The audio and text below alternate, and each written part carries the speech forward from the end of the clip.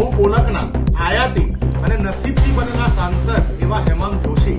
વારંવાર જનનાયક રાહુલ ગાંધીજીને પત્રોના માધ્યમ દ્વારા જ્ઞાન આપવાની કોશિશ કરતા હોય છે, પરંતુ આજે જ્યારે દેશમાં એક વિકટ પરિસ્થિતિનું નિર્માણ થયું હોય, ભારતીય જનતા પાર્ટીની કેન્દ્ર સરકારની ક્રોનિક કેપિટાલિઝમની નીતિના કારણે જ્યારે એરલાઇન ઇન્ડસ્ટ્રીમાં 92% શેર ઇન્ડિગો અને ટાટા જેવી એરલાઇનનો રહી ગયો હોય અને એવા સમયે ઇન્ડિગોની જ્યારે 700 થી વધુ ફ્લાઇટ સડંતર કેન્સલ થતી હોય અને જેમાં જનતાને એરપોર્ટ ઉપર તમામ પ્રકારની હાલાકી ભોગવવી પડતી હોય, જનતાને સામાજિક અને આર્થિક નુકસાન થતું હોય, એક પિતા માસિકની ઘટનામાં પોતાની દીકરી માટે પેડ શોધતા હોય, એક પતિ જ્યારે પોતાની પત્નીને સારવાર અર્થે એક જગ્યાએથી બીજા જગ્યાએ લઈ જતા હોય મેડિકલ ઇમરજન્સીમાં, જે શક્ય ના બનતું હોય, તમામ જગ્યાઓ ઉપર તમામ બિઝનેસમેન જે છે એમને કરોડો રૂપિયાનું આર્થિક નુકસાન થઈ રહ્યું હોય, કોઈના લગ્ન તૂટતા હોય, આવી ગંભીર પરિસ્થિતિમાં પણ ડોક્ટર હેમાંગ જોશી જે વડોદરાના સાંસદ છે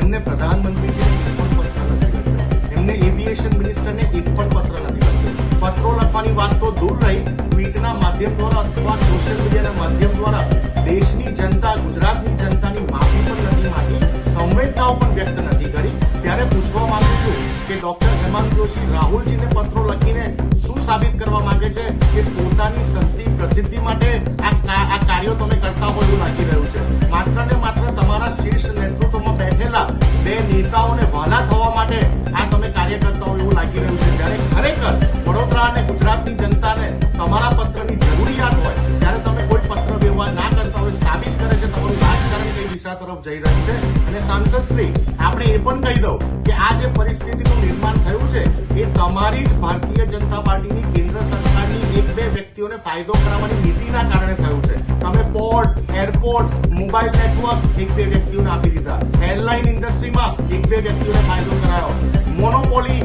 મોનોપોલીના કારણે અને કોમ્પિટિશન જે તૂટી ગઈ છે જેના કારણે જનતાને સર્વિસ મળવી જોઈએ એ બંધ થયું.